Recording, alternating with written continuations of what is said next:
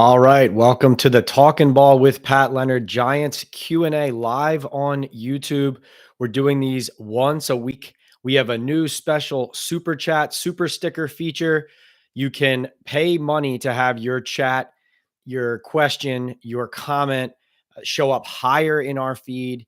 You can get priority there. Any money you contribute there will go right back into making this the best Giants podcast, the best NFL podcast, the best Giants YouTube page you can have anywhere online. I am at Giants practice every day. They're present for the New York Daily News, covering the beat, covering the league, and I am bringing inside information to you right to your doorstep, right to your phone, right to your computer screen. Before we get to your questions, I want to tell you about Bet Online. Bet Online is your number one source for all your betting needs. Get the latest odds, lines, and matchup reports for baseball, boxing, golf, and more. BetOnline continues to be the fastest and easiest way to place your wagers, including live betting and your favorite casino and card games available to play right from your phone. Head to the website or use your mobile device to sign up today and get in on the action. Remember to use the promo code BELIEVE, that's BLEAV, for your 50% welcome bonus on your first deposit. BetOnline, where the game starts. And where we are going to start is one quick reminder. Subscribe to our YouTube page here at PL on NFL. Subscribe to the podcast, audio, video. It's on YouTube here. It's on Apple, Spotify, wherever you get your podcast. Hit that subscribe button. Hit the likes as we're talking now. If you like what you're hearing, if you like this back and forth and this dialogue, we already have Hunter in the mix in the chat. Hunter, what's going on? Hope all is well. Yes, everything is well with me. Everything's exciting right now in Giants land, frankly, because Joe Shane just swung a trade, gives up a 7th round pick only for Isaiah Simmons, the linebacker from the Arizona Cardinals. And of course, there's a reason he was available for only a 7th rounder. And the Cardinals are offloading a few players here. They obviously are a leading contender to have the number 1 overall pick in next year's draft. Could that mean Caleb Williams out of USC? We will see. But for the Giants' purposes, they need some players. They need to fill some holes on their defense.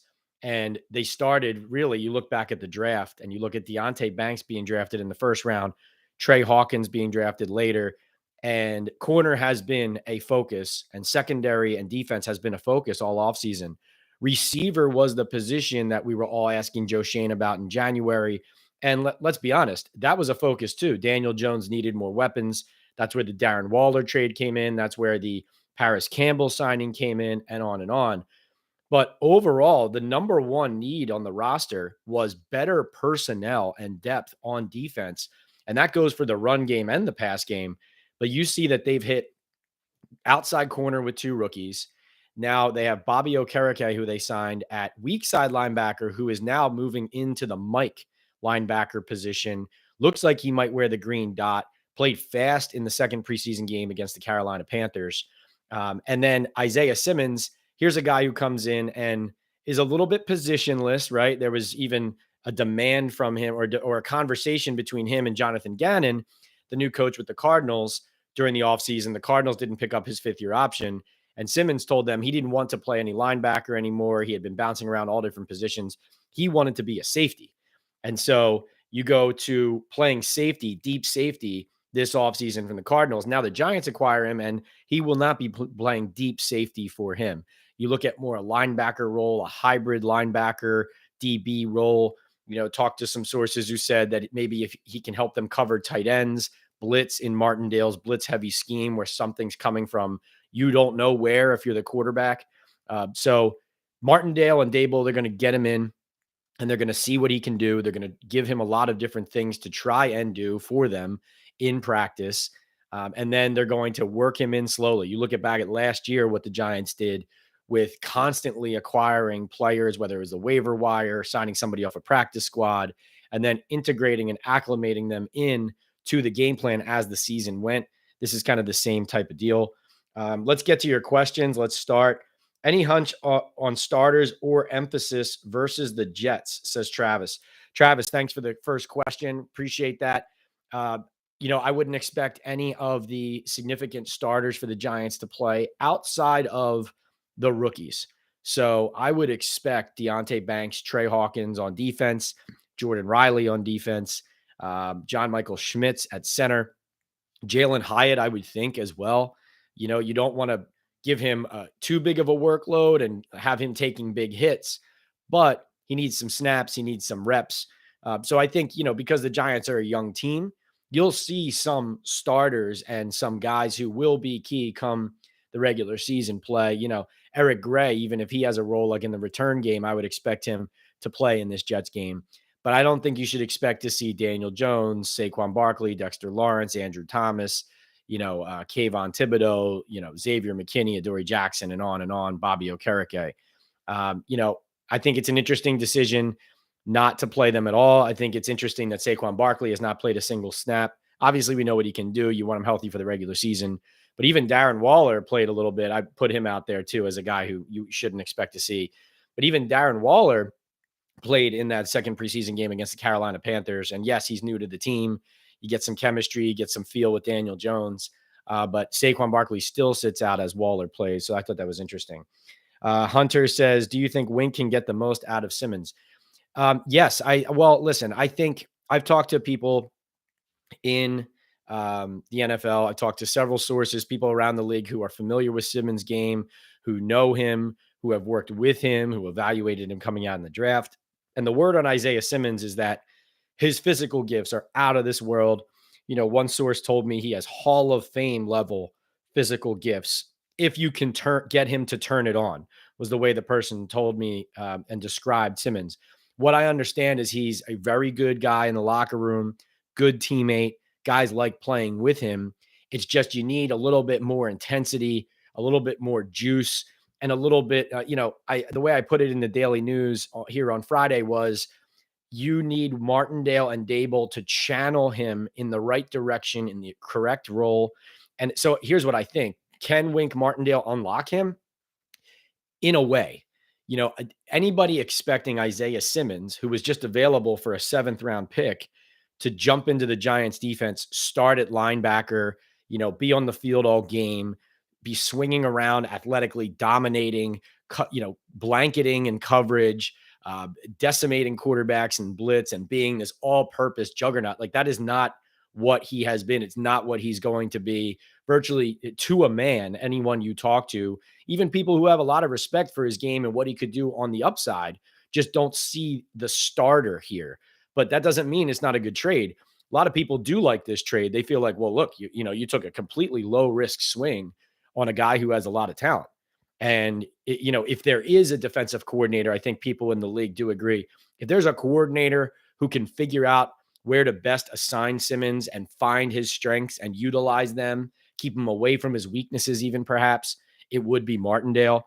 So I think that's a valuable thing to know. Anybody who's new to the live chat or to our conversation right now, dump all your Giants questions in the queue. I would love to answer whatever questions you have about Jets, Giants, about the Giants 53-man roster, about regular season plans, about Brian Dable, Joe Shane, Isaiah Simmons, Saquon Barkley, Daniel Jones, whatever it is. Been out at practice every day. I mentioned right at the top as well, we have a new feature on our YouTube page available if you want to take advantage of it. It's called the Super Chat feature or Super Stickers. You can pay to have emojis in the chat, to have your chat questions elevated above everyone else's and highlighted. So if we start getting the ball rolling and the chat is filled and you feel like your question may be overlooked, you can jump to the top. You can get my attention quickly. Anything you dump into those super stickers or the super chat pot will go right back into making this the best YouTube page, the best podcast that it can be. And like I said, we're out there every day talking Giants, seeing the Giants practice live and in the locker room, which will start next week after cutdown day, and bringing this information right to you. Remember to hit the like button, hit the thumbs up, hit the heart, hit subscribe, and all that interaction will get everybody's attention on YouTube. Everybody will come in here, and this will continue to be your go-to spot for all Giants conversation. A little bit of insight to you guys here, since you're now too. I'm going to start doing post-game live reaction YouTube podcasts. So it'll be available on podcast, on Spotify, on Apple if you don't catch the live feed. But after the games end and after I punch out my stories for the New York Daily News and do the reporting in the locker room, it might be 10 minutes, it might be a half hour, but we're going to start doing post game live conversations. I think you'll get a lot out of that. And we're going to have some membership options on the YouTube page, maybe to get into those as we get them going. And the super chat, super stickers will apply there as well. Let's see. So we got, um, let's see who is next. Doug Analytics. Doug, welcome back. He says, if Eric Gray continues to struggle as a returner, could we see someone take that spot like Jadon Mickens? Doug, I'm so glad you mentioned this because there's a reason I wrote about Jadon Mickens for the Daily News. I look at Eric Gray in the return game and I don't see it. And I don't mean that he's quote unquote bad at it. I'm not saying that. But I'm saying the Giants should want some juice from that position. And Eric Gray is a rookie. And what I've seen when he's back there, now he's made some good decisions, but whether it's practice or in game, I think he's still learning how to field all these punts. He's seeing some things for the first time. He's making some decisions for the first time on the fly in these games. He has to deal with the wind, especially playing here in New Jersey at MetLife Stadium in East Rutherford in the swamp. And so Jadon Mickens has done it. He did it for the Buccaneers when they won the Super Bowl in 2020. Go back and look at his numbers. If you don't remember, you probably do. In the NFC Championship game, what he did for the Super Bowl. I was talking to him the other day. He said that Tom Brady used to, A, encourage him to bring it out because he knew he was going to get him good field position. And then B, he'd be always running on the field, thanking Mickens for the great field position out at the 35, out at the 28, the 30, whatever it was. So, I think I look at the 53-man roster that I've been assembling that you'll be able to find in the Daily News in the coming days here as they wrap up the preseason against the Jets.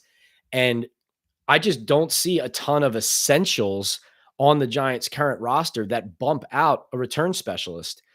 Gray so far is a work in progress. He's a later draft pick. He did score a touchdown. He's shown some good things. He's got great, one cut and go ability. There's no doubt about it. Great kid, good guy in the locker room. I hope and I think the Giants are excited about what he could be and become. But you see him in pass protection in the game against the Carolina Panthers.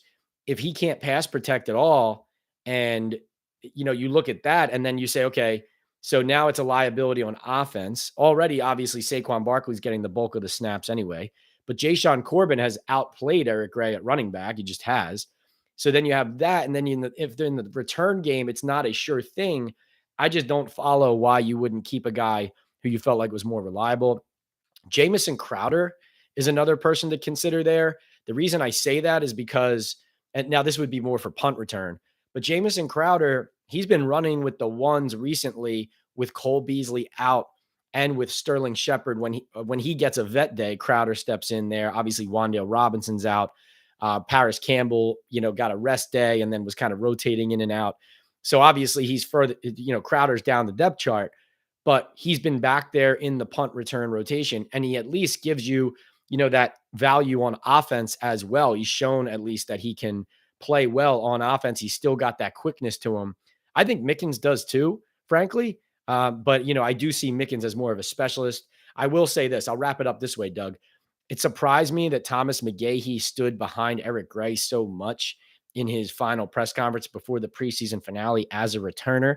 I have a hunch that has more to do with knowing the organization wants Gray to grab that job. But McGahee's never going to tell us what he truly thinks there. But if I'm him, I want experience and stability at my return position there. And then, hopefully maybe Eric Gray works his way into it. That's just my take. Guys, hit the like button if you like what we're doing here. Hit the thumbs up. All the engagement and all the questions are awesome. You drive this live Q&A and these conversations. Can't thank you enough for being here. Let's get to the next one. All right. No says, that's a good name, says, I think he's going to get Zimenez snaps and Holmes reps.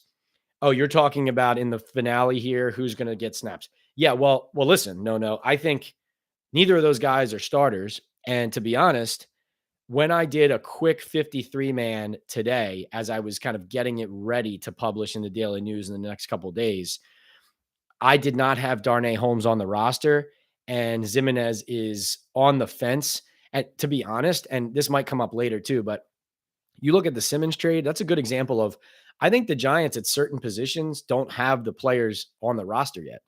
Like depth corner, for example, you have Banks, Hawkins, Adoree Jackson, and then who? Right? There's Amani Oruwariye, who has been kind of buried down on the depth chart. You know, he's running with the second team. He and Darren Evans have been running with the second team. You have Cordell Flott, who's hurt and who got shifted pretty much from the slot already to the outside, but isn't available. Maybe that saves Darnay Holmes and keeps him on the opening day roster, or at least the cut down day roster to start. But you know, Darnay has not had a good camp, and the writing's been on the wall from the beginning. So I don't think you're wrong. Like those, you know, those guys have to play. I mean, they are clawing for roster spots right now. So yes, those are absolute bubble guys, Jimenez and Darnay Holmes. All right, let's see. We have Mark Thompson. Mark, welcome back. Would love to contribute, but running around. Hey, man, if you can just listen today and you can't contribute, all good. Maybe you hear something that sparks your interest or jogs your memory on a question. You can jump in and add it right to the queue, and we'll get to it. Travis says, thought Wink was less aggressive last game in preseason. He's always been super blitz happy. Any chance sign of things to come in the regular season or just a change of philosophy in the preseason?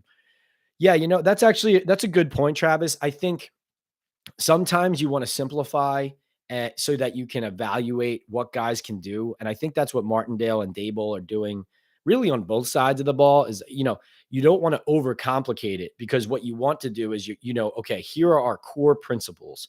Here is a simple cover one or cover two or cover three. How does this corner, you know, play his leverage on this certain play where that's the number one responsibility he has rather than overloading guys with, okay, you're going this play, you're faking in this play and dropping. Now they're still doing some of that, but I don't think it's about not blitzing as much as you want to get a straight evaluation on some core plays and concepts for guys.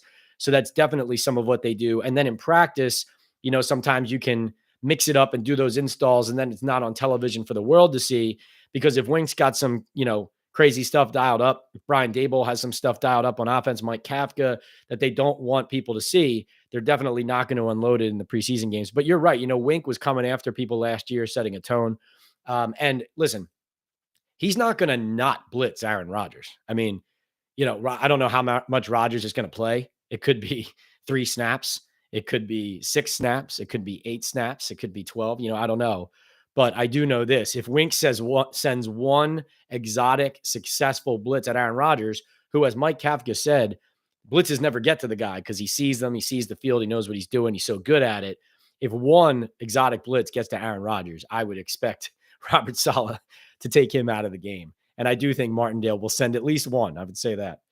Mark. Oh, Mark's in. All right, great.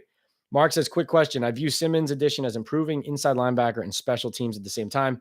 Do you think Coughlin and Brown are in trouble of making the 53? I mean, Cam Brown being hurt, yes, I think he's in jeopardy here. Also, when he's been given chances on defense, Cam Brown just hasn't been able to get a hold of it. It's just the reality. This was something we talked about if you follow the podcast, even back in the spring when the NFL changed the rules on kickoffs where you can fair catch inside the 20 and bring it out to the 25. A guy like Cam Brown already marginalized in that respect. Cam Brown can be, you know, a good gunner punt coverage guy. Obviously, that's where they've used him primarily. But I do think the writing is on the wall for him compared to maybe Coughlin, who, you know, is still showing, like when we watch practice, you watch all these things. He's on the first punt team. He's on the kickoff team. And they've given him a lot of reps at inside linebacker in the preseason. And, you know, I think Coughlin's been pretty good. I mean, he's got energy. I think he's made an impact. Listen, it's not perfect, obviously. That's the reason he hasn't been starting and playing there for these last few years, and he's been mostly on special teams. But at the moment, I think it's Cam Brown out, Carter Coughlin in. That would be my read. I agree with you on Simmons linebacker. I think more of a weak side linebacker, like Okereke was signed as a weak side linebacker from the Colts. That's where he made impact last year. He has moved into the Mike spot.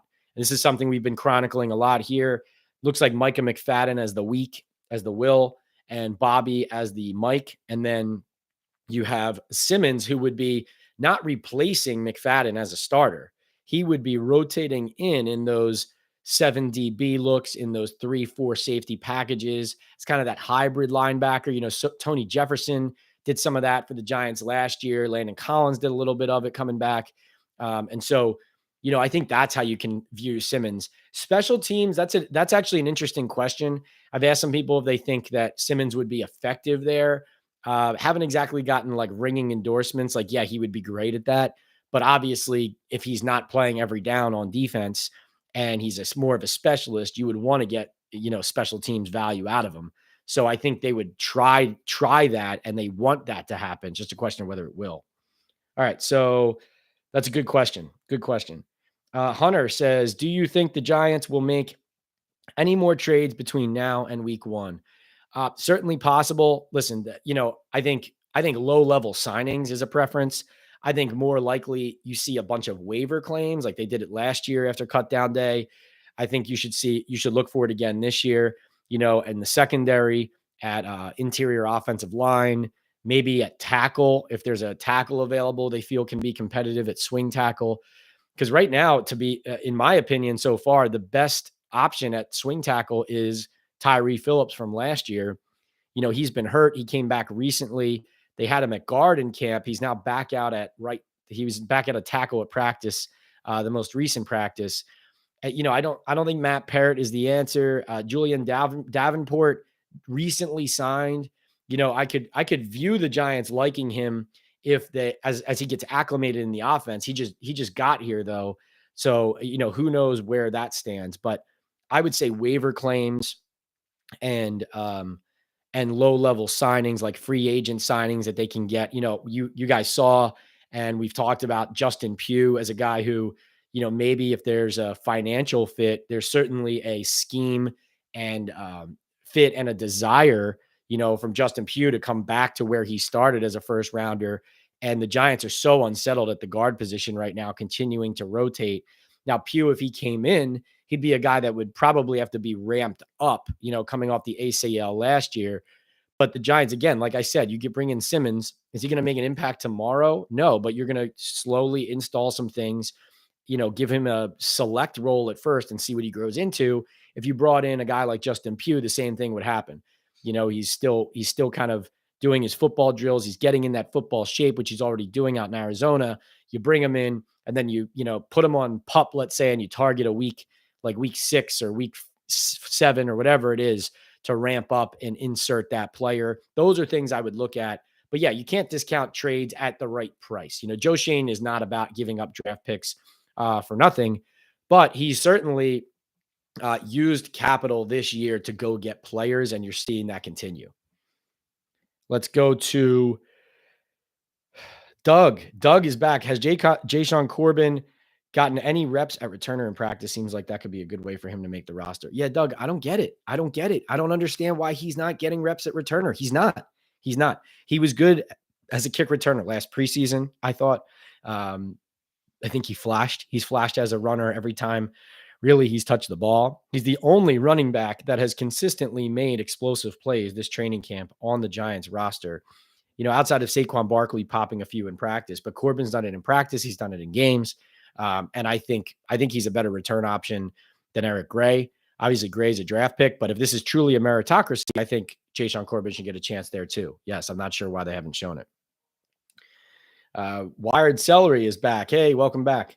Let's see. Guys, hit the like button if you love what we're doing. Hit subscribe during this or after this so you'll get alerts when we go live again.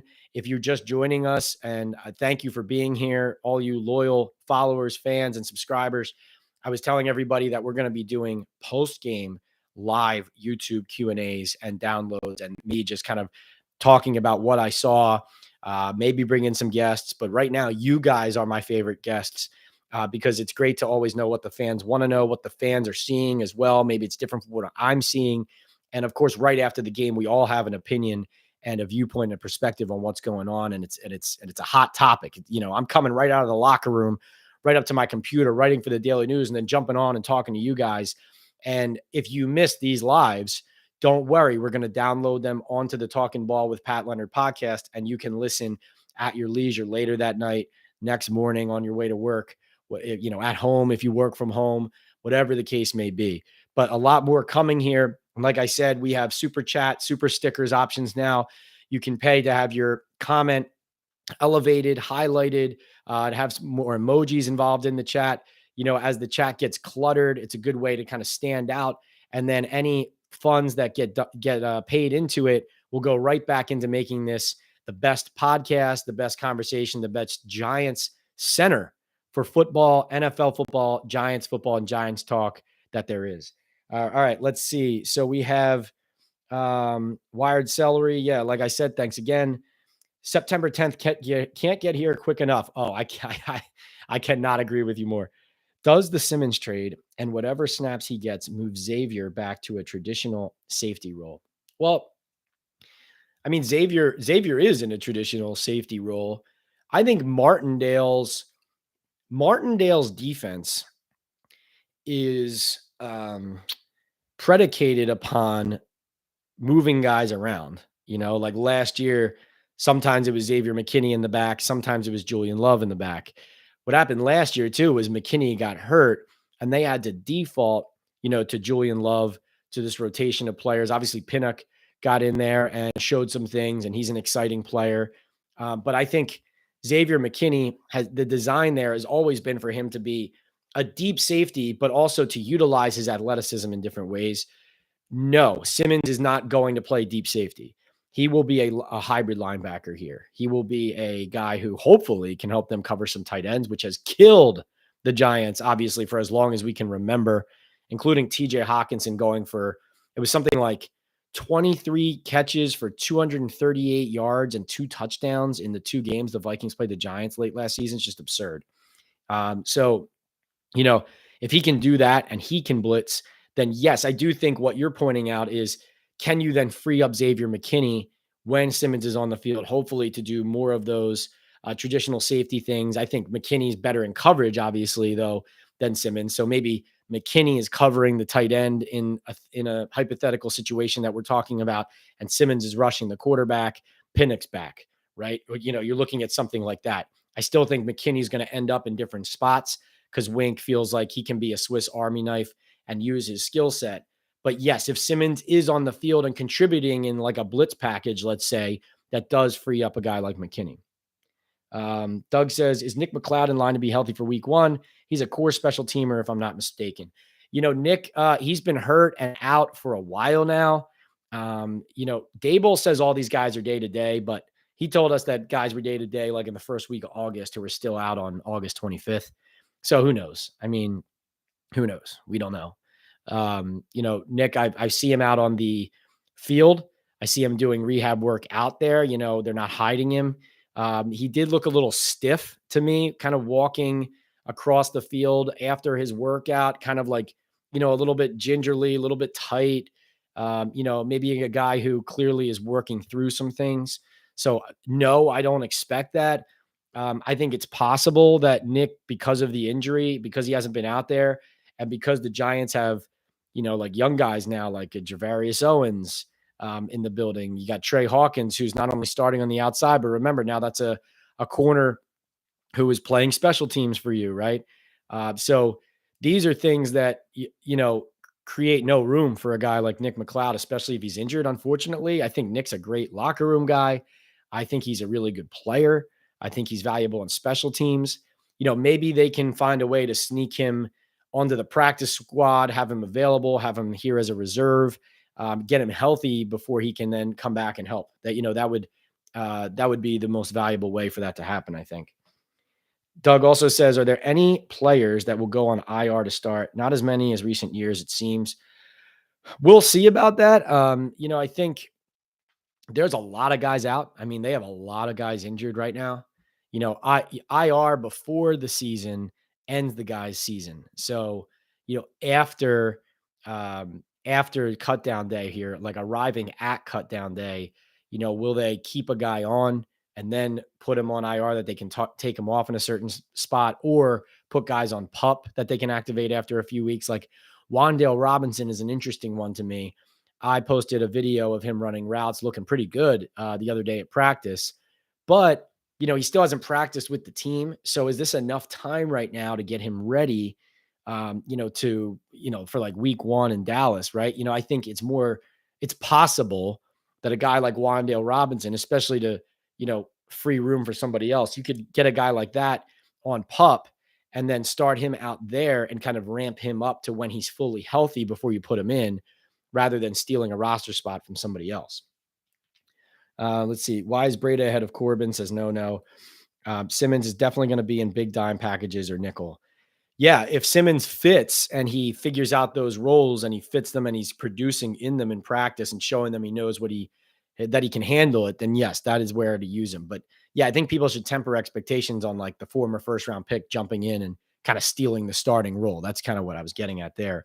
Why is Breda ahead of Corbin? Well, Breda has pass protected well. Like Saquon Barkley doesn't pass protect well, right?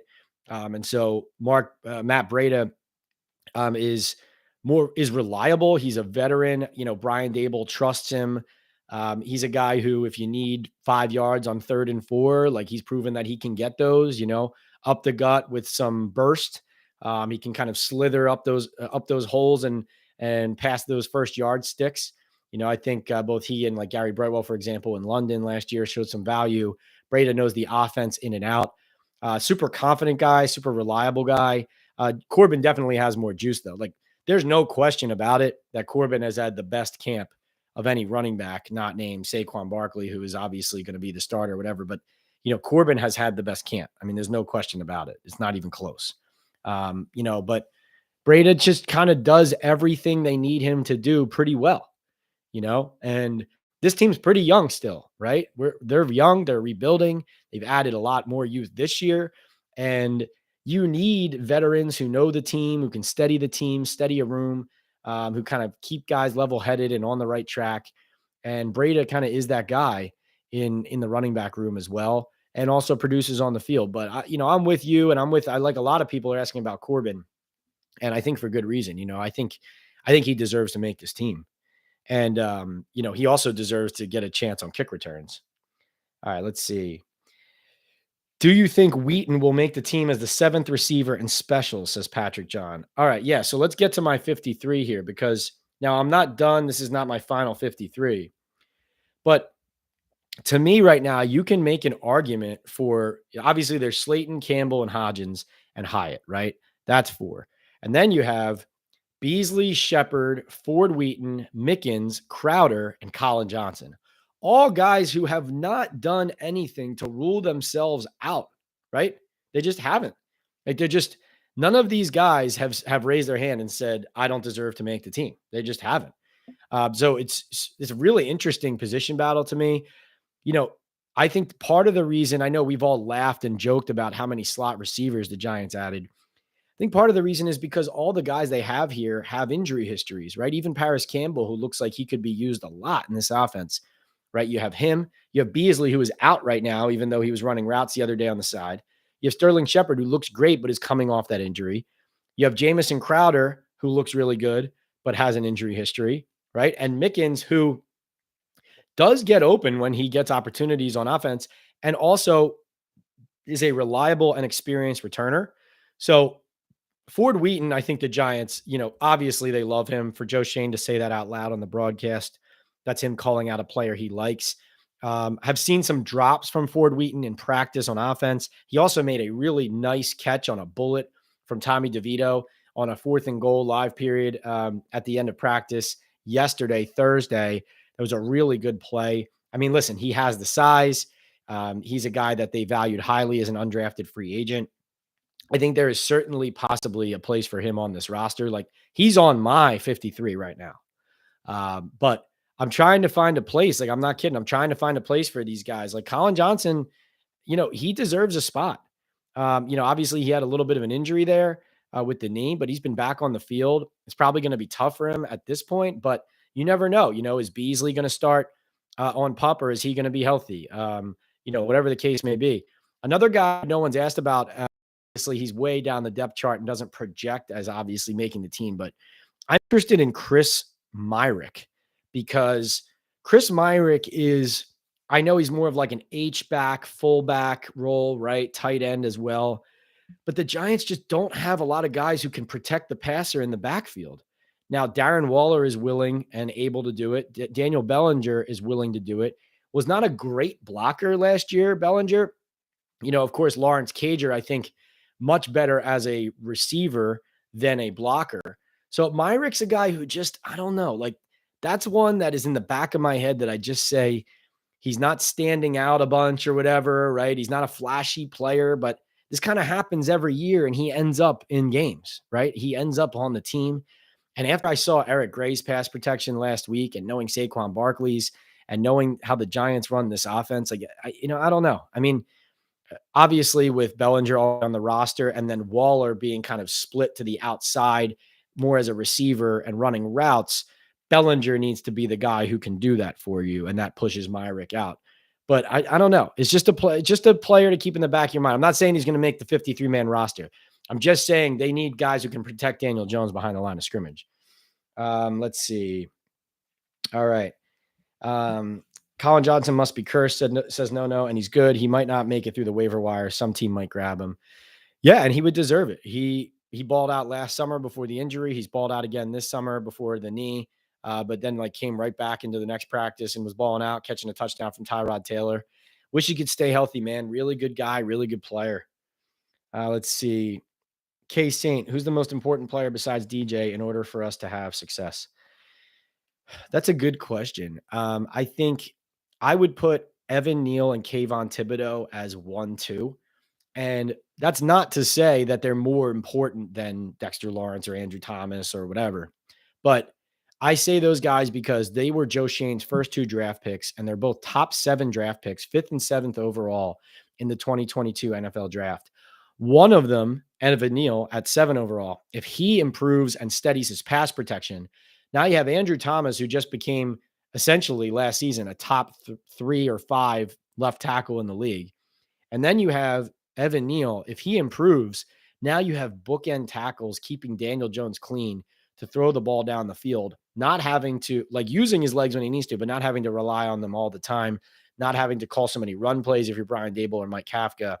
I think Evan Neal, it's fair to say he's up there. And then Kayvon Thibodeau, he made differences in several games last year, right? We know the Baltimore Ravens win, the Washington game where he essentially won the game for them with that strip sack fumble for a touchdown. But if you're going to take the next step and elevate, like you're asking, outside of Jones, those guys really stick out to me as next step in pass protection for Neal. Daniel Jones's game improves, offense improves, score more points. Kayvon Thibodeau's pass rush and getting to the quarterback improves. Then the Giants defense improves. You can conceal some of what's lacking in the secondary as far as experience and maybe ability and depth. And then the defense can hold its own and, and play faster and freer on the back end and not have to worry about guys having all day to throw. You can't just be Dexter Lawrence and Azeez Ojulari when healthy. It also has to be Kayvon Thibodeau playing at that top 5 level. And he should have enough fire under him, right? You have Rick Spielman saying Aiden Hutchinson practices harder. You have Wink Martindale kind of, calling him on the carpet a little bit in front of the whole team and publicly to the media saying he expects more from him and he thinks he's getting it already. Thibodeau, I will say this. I had a couple people in the league reach out to me after Thibodeau's early second quarter against the Panthers in the second preseason game. And they told me just flat out, he looks more explosive. So take that for what it's worth, for what you will. But, some observers and evaluators I trust in the NFL telling me that Thibodeau looks more explosive. Let's see. Guys, like I said, we have a super chat feature. If you feel like your comment's being ignored or it's so far down the list, you want to get it answered, you can pay a couple bucks, have it elevated, highlighted, a sticker flash and an emoji and kind of highlight that. No pressure, just mentioning it to you as an option because as we get going, these will get more crowded. We'll get it going. Thank you all for being here. Let's get more to your questions because I want to make sure I get to them all in a timely fashion. We're already past the 39-minute mark here. Wow. Hasn't felt like 39 minutes. I really appreciate everything you guys are bringing here. Hit that like button. Like I said, hit the subscribe button when we're done or right now over on another tab.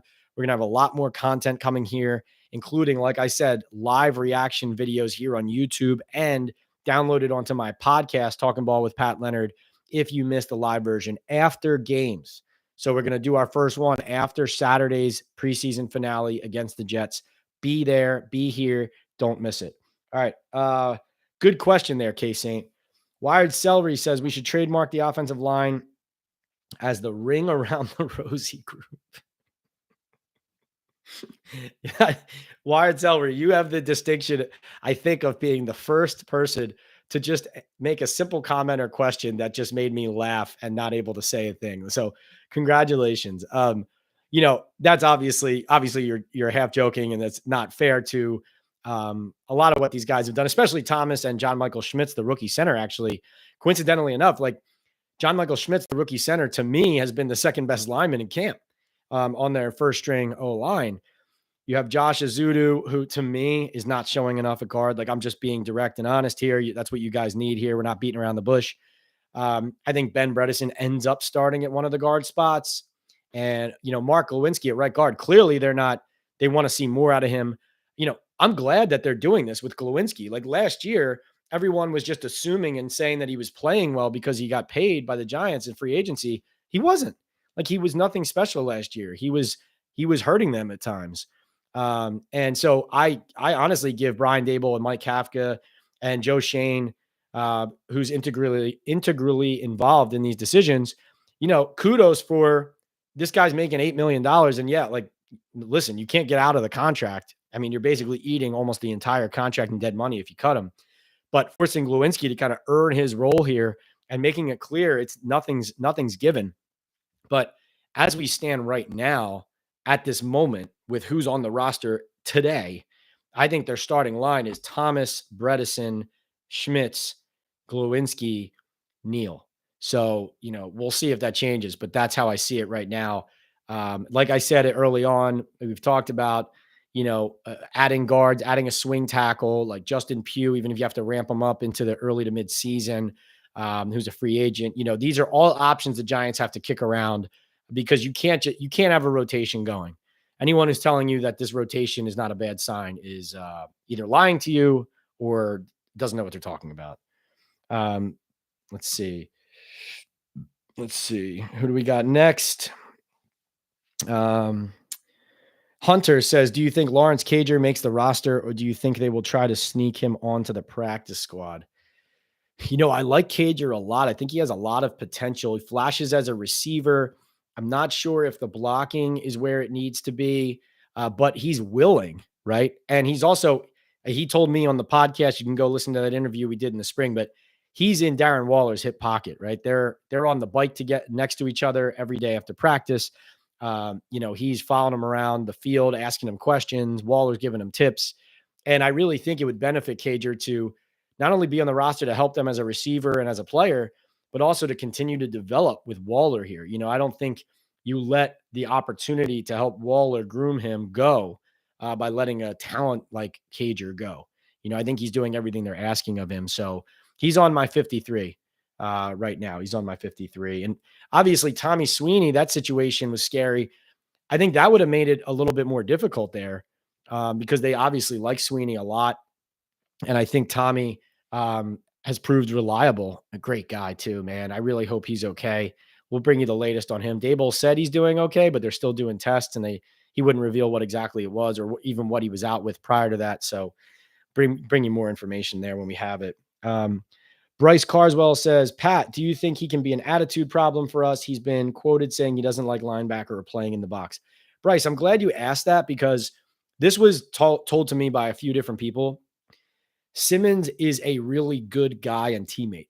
And that's not me. I have nothing to gain by telling you one thing or another. Like if somebody told me he was a potential problem in the locker room, I would tell you. Like, I think that's why a lot of you come here, is because I'm not lying to you.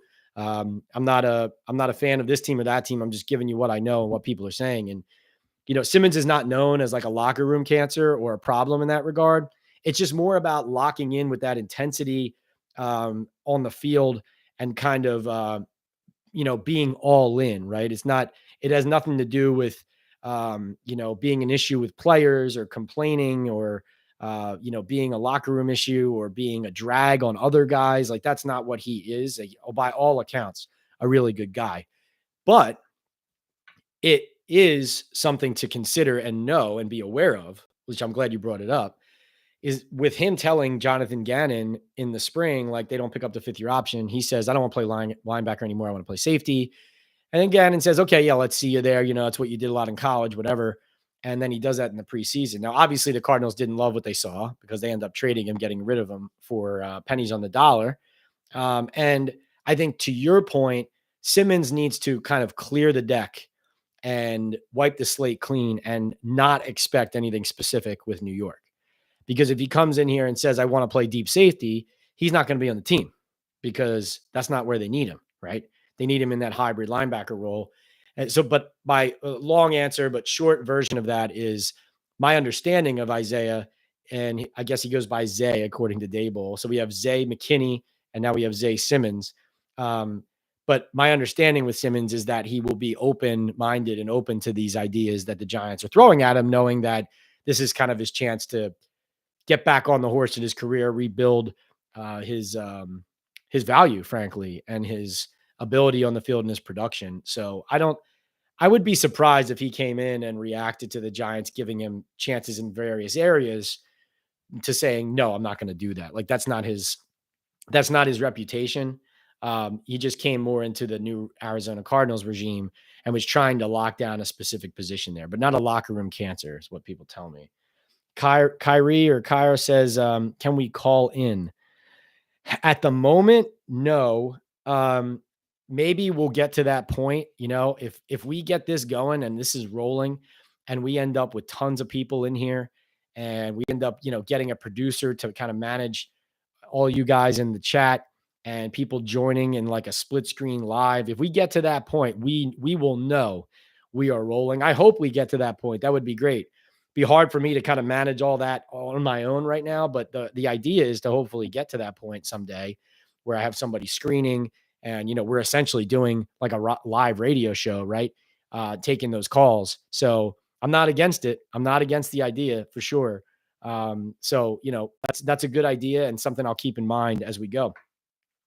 And thanks for being here, Kyrie. Appreciate it. All right. Hunter says, also, do you think there's a chance Sterling Shepard could be the odd man out in the wide receiver room? I mean, not based on how he's playing. He's been killing people on the field, like killing defensive backs. No, it would be outrageous for them to cut him based on how he's performed. But I understand his injury history, but it would be wild to cut a player who's performed like he has in camp. Bryce says Pimpleton needs more rep at punt returner. Yeah, I like Khalil Pimpleton. He's got some juice too. Even Mickens said it himself. Like, he thinks the pimp, as they call him, has some juice in the return game. I think he deserves it as well. I think he's still a developmental player, undersized. But again, so is Wan'Dale Robinson, right, that the Giants drafted in the 2nd round. So I think you should expect to see him get some chances in the 3rd preseason game here for sure. Doug says, I'm hoping one of Sweeney, if healthy, or Myrick make the team. Yeah, I'm not optimistic on Tommy at the moment based on how this has gone. I do think Myrick makes a lot of sense depending on whether they can fit him in. But like I said, I look at this roster, and when I first went through it as far as like who's on my 53 that's in the building, I got to like 44, 45 guys. And then I said, okay, what's next, right? I didn't have anybody else who was like, obviously got to put them on the team right now. And so I do think there are some spots to play with there, and I think Myrick's a possibility. Hot take, Daniel Bellinger will make a superstar of himself this year. No question, says Daz Merchant. Daz, wow. A superstar. That's interesting. I mean, I will say this. He ends up being oftentimes the beneficiary of the way this offense kind of uses misdirection to some of its, first read, second read. You got Waller now too, and then Bellinger's always kind of leaking out. Daniel Jones kind of hitting him in stride, especially like near the goal line. That's kind of one of their go-to pass plays off of play action or off of their runs that they use there. So superstar, that's tough for me to see, but being very productive and obviously a guy who doesn't come off the field a ton. Yeah, no, I see that. Let's see. Thanks for joining. I'm seeing some new faces, some new names, some new questions. Really appreciate it, guys. Remember, hit subscribe, hit like, hit that thumbs up button when you're here. All the engagement really helps. If you missed anything We're going to post this on our Apple, Spotify, on my podcast, the Talkin Ball podcast. So you'll get that in your feed as well, be able to listen to the whole thing. Let's see. Jamel Cooper says, do you think there is any interest in Dalton Reisner for O-line depth? Haven't heard that name, but any offensive lineman who is possibly available is a guy the Giants will kick the tires on, I promise you, even if it's just behind the scenes, because they do need not only depth, but they need to solidify that starting five as well, especially in the interior.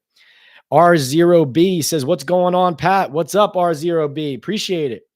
I am sure you have spoken about it, but your thoughts on the Simmons trade as well, as do you think they are done making moves? Simmons trade, I think low risk. I talk to people in the league. Low risk, Hall of Fame physical gifts. If you can get him to turn it on, meaning kind of that motor, that intensity, that down to down dog mentality that you want from guys that you saw from like Dexter Lawrence. That's what we're looking for to kind of flip the switch with Isaiah Simmons. Good guy, good locker room guy. Just needs to kind of channel his traits and his talents in the right way. Hopefully Martindale and Daboll can get him to do that. I like the move, and other people in the league like the move because it was for only a 7th round pick.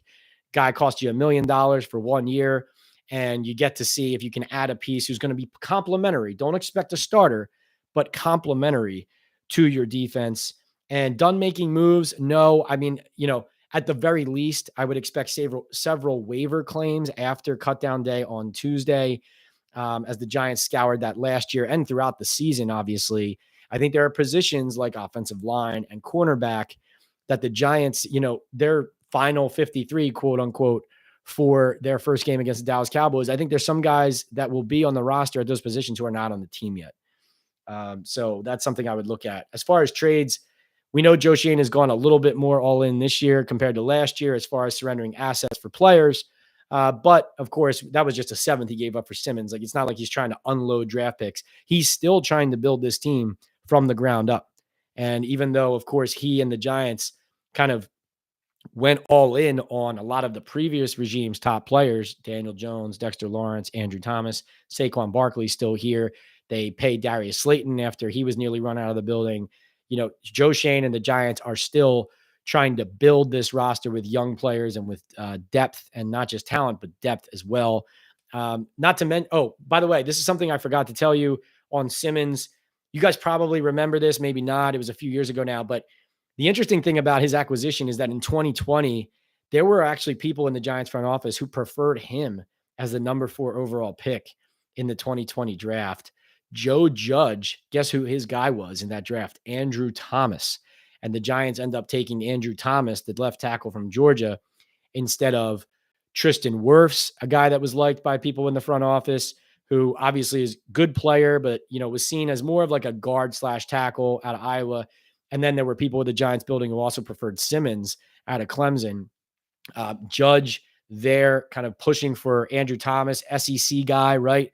Brought in a lot of SEC players, but of course, you're going to usually get a good player if you're drafting 4th overall, but great decision there by the former head coach, and obviously proving dividends now with them giving Thomas big money. Another thing on the Simmons trade that is interesting to know, just for your back of your mind information on how these things happen. Very easy to make that call and connect and kind of find out that player's available, because Ryan Cowden, the executive assistant to Joe Schoen now with the Giants, he was in the Tennessee Titans front office with Monty Ossenfort for 3 years. Monty Ossenfort is the Cardinals' new GM. Schoen also beat out Ossenfort and Cowden for the Giants GM job in 2022. So Ossenfort also interviewed with the Giants. There's a lot of kind of overlaps and connections there. And so the Giants taking advantage of having some open lines of communications and bridges to make this deal happen. So that's kind of behind the scenes there. Bryce says, you say Cager is on Waller's hip. That's what Riley should do with Dexy. He has the same body type, love of ball, but not the skills yet. Yeah, no, absolutely. And I think, those D linemen kind of keep it close from what I see. Like, you always see them together. But, Cager and Waller stand out. And I was looking for it too, because Cager kind of told me on our Talkin Ball interview, which you can find on this YouTube page and also on the podcast audio, Spotify, Apple, wherever. He told me that, listen, and he told Waller, I'm going to follow you until you get sick of me. I'm going to be in your hip pocket. I'm not going to leave you at lunchtime. And so that's what I've seen so far. Let's see. But you're right. Yeah, that would benefit Riley, any rookie as well, doing that with somebody at the same position. Liam, oh, I like this. You're bringing up a Hyatt question. How much usage do you think Hyatt gets early? Should we expect him to be eased in? What do you think of the snaps he takes away from? Oh, who does he take snaps away from? Right now, it looks like Isaiah Hodgins is who he takes snaps away from, kind of like adding more of a vertical element on certain plays. I do think Paris Campbell has shown already that even though they love him, he's also a guy that they're probably going to manage with reps. So that's how that looks to me. So I think Hyatt really is going to come in and out and rotate in and out. And I see those two guys as, probably Hodgins first, Campbell second, because Campbell's still more of the slot guy. Hyatt has done some slot, but also some outside. I think his usage is going to be the same way we've talked about Isaiah Simmons helping as a complementary piece on defense, but not starting. That's how I see Jalen Hyatt, the rookie receiver out of Tennessee, on offense. And what I mean by that is, no, he's not going to start and play 40 snaps, but yes, he will play, I don't know, 15 to 20, let's say in week 1, or, 12 to 15 or whatever it is, in like spot roles where you're using him on a jet sweep, you're getting him out in space, you're throwing him a deep ball, you're clearing out, you're using his top skill set, which is that 4.3 speed. I don't think he's going to be a down to down, every down player as of this time. And I do think that durability is something to watch for here. He is still has that kind of wiry frame. He has proven tough in practices. I mean, I'm going to give him all the credit he deserves there. He's been tough. He's made some tough catches. He made one touchdown catch in practice a couple weeks ago, where he caught it in the end zone and Hawkins was in tight coverage, kind of landed on the ground and skidded all the way off onto like the warning track and kind of like the gravel. And it was all over his jersey and kind of scraped his arm up, held on to the ball, didn't even have to shake it off, like just got up. It's just the kind of thing, like kind of like a gritty thing that you just wouldn't expect from him, given the scouting reports you hear about him. But then again, you watch him in some of the preseason snaps, takes a jet sweep, gets kind of thumped, gets pushed around a little bit. We've seen him kind of laboring a little bit in practice at times, maybe a little bit of a rookie wall.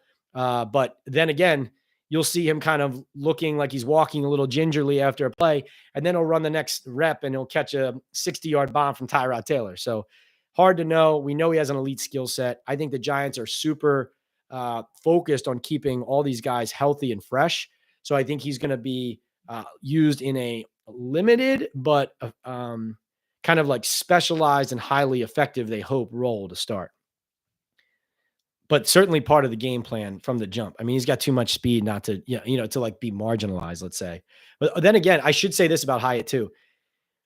There was a practice the other day where when I talk about the rookie wall, they were running an individual drill and he ran the complete wrong route. Ball goes one way, he goes another. And, there's some people kind of looking at him like, what are you doing? Right. Like he was the only guy who did it. It's just not something you want to see, not a hard thing to follow. And he didn't follow it. And then some people got into him. He went down the sideline, tried to do like a one-handed catch in a red zone drill, and got talked to after that, maybe for being a little bit too casual. I don't know. That's kind of what it looked like to me. But again, this is a guy who the Giants are very high on. They love that he fell to them and went up and got him when they could, and love his confidence. Seems like a great kid. He's really set on proving people wrong because of how he fell in the draft. So he could add a lot of excitement. All right, let's see. K Saint says, you follow the team and have a good insight. What's your record prediction for this season?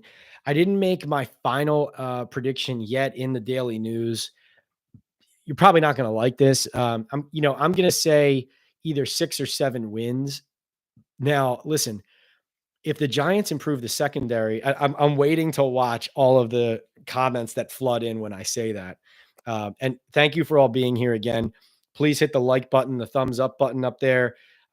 Subscribe, follow the podcast, rate and review the podcast and my YouTube page. Any comments under these videos is great. If you missed some of this, we're going to post it as a podcast on YouTube, Apple, with the Believe Network, wherever you get your podcasts. And like I said at the jump, we have a new feature on the YouTube page here. You can purchase a super chat or a super sticker and you can have your chat highlighted, emojied, elevated in the chat so that it gets a front row seat and priority for my eyes and for the viewers and for our podcast and for this conversation, live Q&A. And then any money that goes into there will go right back into making this the best Giants and NFL podcast and conversation it can be. And I also mentioned this earlier. We are going to do live Q&As, or, very much definitely me just jumping on and downloading with my perspectives and then taking questions after Giants games this season. I'm going to start with the Giants-Jets preseason game on Saturday night. So be here on YouTube after the Giants-Jets preseason game. We'll talk about everything I saw at the stadium and everything I learned in the locker room, and talking to Brian Daboll after the game. So, yeah, 6 to 7 wins. I think their schedule is so brutal. Like, I think the Giants schedule, and listen, the Jets schedule is brutal too, but the Giants schedule is so tough. And they really have to win a couple of these games they're not supposed to early, or else it's going to be difficult. And the thing that makes it hard for me to predict a ton of wins too, from a football standpoint, is I see weaknesses in two really important areas, offensive line and secondary. If one of those two were really strong right now, I would feel so much better about making a bolder prediction about the Giants team and season. But because I have so many questions about the Giants offensive line from what I've seen, and so many questions about the secondary from what I've seen, I cannot in good conscience pick them to win more than 7 games. I'm still undecided whether I'm going 6 or 7. Because like I said, listen, there are plenty of things to be excited about as a Giants fan right now. But we talked about it. Evan Neal, Kayvon Thibodeau, they need to step up their keys. Daniel Jones. I've said this to someone a bunch.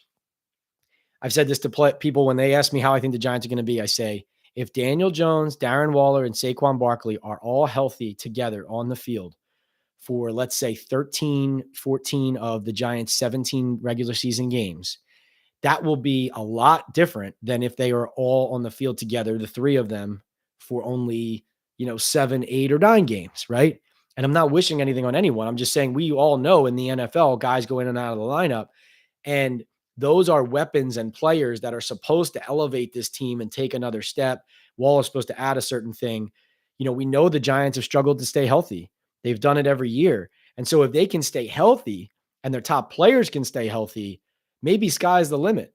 But we need to see it first. We need to see them beat the Dallas Cowboys in week 1 first before I can say, oh, this team's going to win 10 games. Because if you're losing 4 games every year in division to the Eagles and the Cowboys automatically, it makes it very difficult to get to those higher numbers. Just a fact. Let's see. Liam says, also, thanks for the great coverage, Pat. I've been following you since the New York Rangers days, and the coverage is always top tier. Thank you, Liam. I really appreciate that. Oh, so you were reading the Crushed Ice blog. Were you reading Crushed Ice? Let me know if you were reading Crushed Ice. That was, guys, when we had the blogs going on the Daily News website. I would do my story or column off the Rangers game, and then I would take all of my notes that weren't getting in the paper because of space, and I would file a huge blog post on ice time, guys who got benched, things I saw, questions I had, little tidbits that all the diehard fans really wanted to know, guys in the AHL, who's coming up, who might get scratched next game. That was a lot of fun. And that's part of what we're doing now is kind of my crushed ice of the Giants beat. It's like, okay, I do my content for the Giants, for the newspaper, and I'm certainly downloading and putting everything I feel is relevant in there. But then you come out and you have these conversations and you get asked questions, and it jogs your mind and gets you talking about all the different little details and things that maybe got overlooked, or that really, just like you guys yourselves, you're diehard fans, right? You not only want to know so much about this team, and maybe even if you do know, a ton about the team, you want to confirm some things you feel like you are seeing. And then because I'm there every day behind the scenes, it's a great opportunity for us to connect on me looking with my own eyes and ears, talking to people in the building, talking to people in the league, kind of bringing it back to you. But so this is the crushed ice of the Giants beat. So Liam, thank you, man. It's great to be here. Let's see what we got. All right, we're going to get through a bunch more, and then we're going to hit the road here because I am going to file my game preview for the Giants-Jets game at the Daily News. And be sure to check that out on the New York Daily News website. And then my coverage at the game on Saturday at MetLife Stadium. Unfortunately, we'll be missing my Irish, play the Navy midshipmen in Ireland. We'll be missing Lionel Messi playing at Red Bull Arena, but I am lucky enough and fortunate enough to be in the press box at MetLife Stadium for Giants Jets. See Aaron Rodgers' first game in a Jets uniform. So that'll be cool and a nice little milestone there. And then my 53-man projection will come out this weekend. All right. Doug says, will there need to be any restructures to make it through the season cap-wise? At the moment, not necessarily, but if they want to make some additions and it costs more than just the minimum, maybe. I mean, one option they do have, I know, is like they could extend Graham Gano, right? A guy who's just been reliable and is showing no signs of slowing down. You could extend his contract and just, add a year or two and spread the cap hit out. That could be like an easy way to get some money, something to keep in mind there. William Marola says, can Simmons be effective spy versus Jalen Hurts? I don't think as they'll get full-time down to down.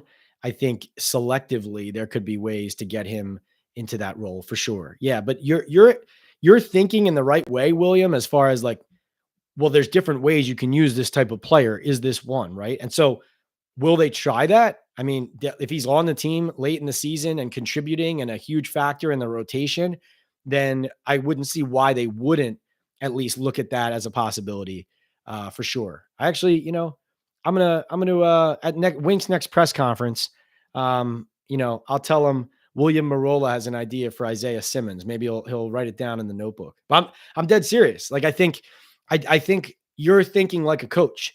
You're thinking like okay, so wait a second, this guy doesn't have a real position. So what are the specific things we can ask him to do on a week-to-week basis? So I initially expressed skepticism because, frankly, even though people have a high opinion of Simmons' skill set, there's not a lot of confidence that he's going to come in and make a huge splash as an effective player. Be more like a selectively effective player rather than a game-changing player.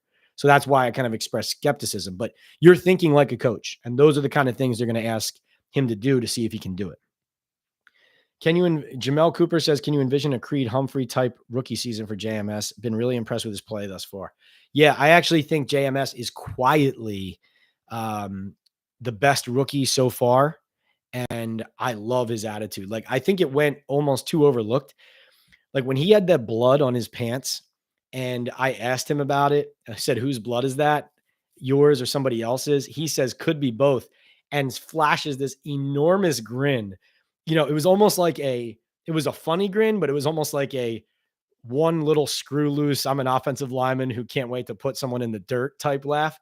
And man, that's what you need, right? Because that one practice the other week or a few days ago this week, when Leonard Williams and Kayvon Thibodeau were just dominating the offensive line.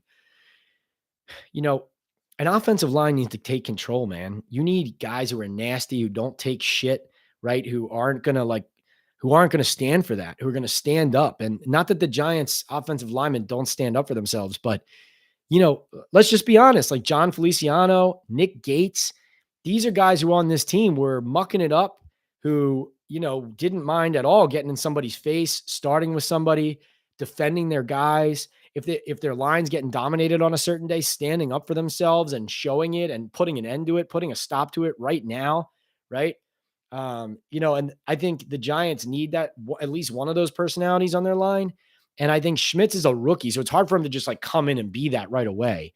But and he's a level-headed guy, but as a former wrestler, as a longtime starter in a major conference in college in the Big Ten, and as a guy who's, I think, already starting to prove himself with the Giants, like I think he has to step up and be that guy. And I think he can. Let's see. Pat, what are your thoughts on Beasley? Says RZRB. I feel like he is a lock to make the 53 barring injury. Do you get the same sense of that, given his history with Daboll?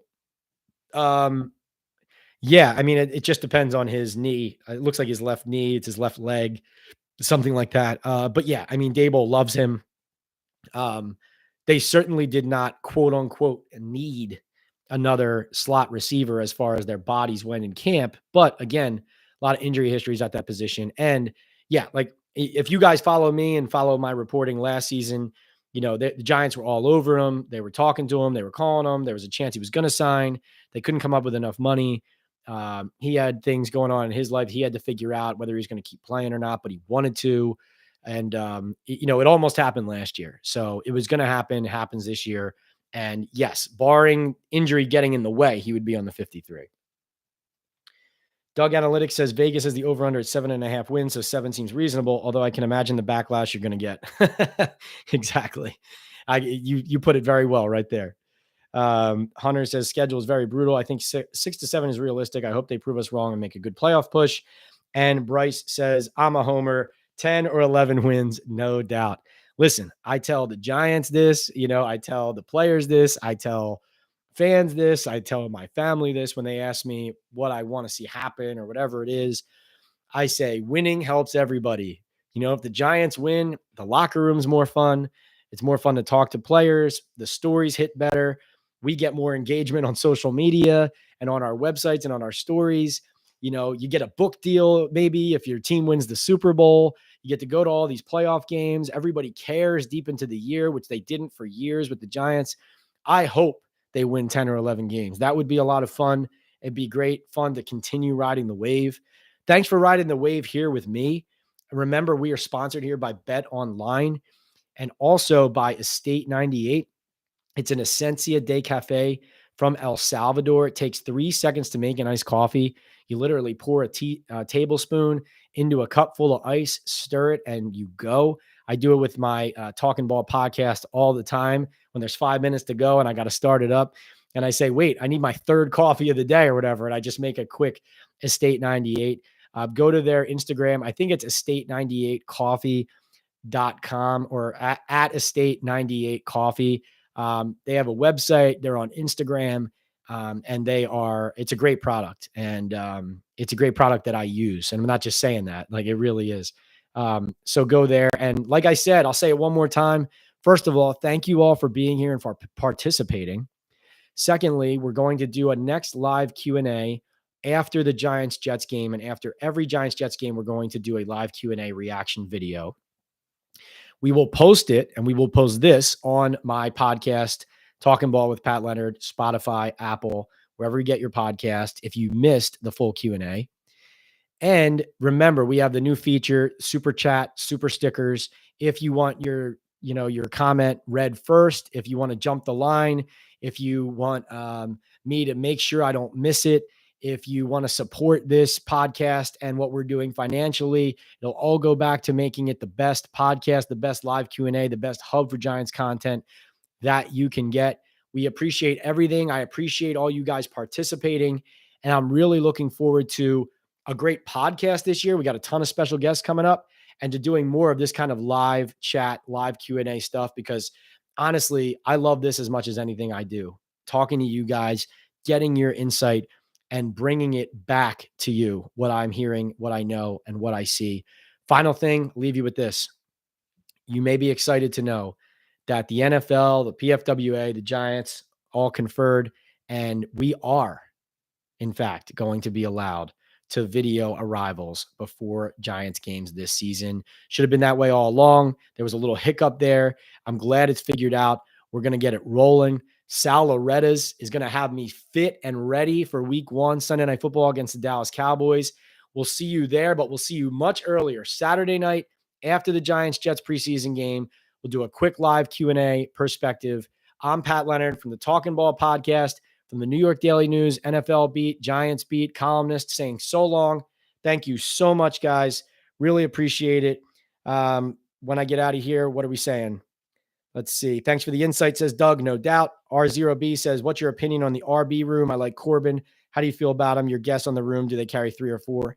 Right now, I have 4 with Corbin and Gray both in it.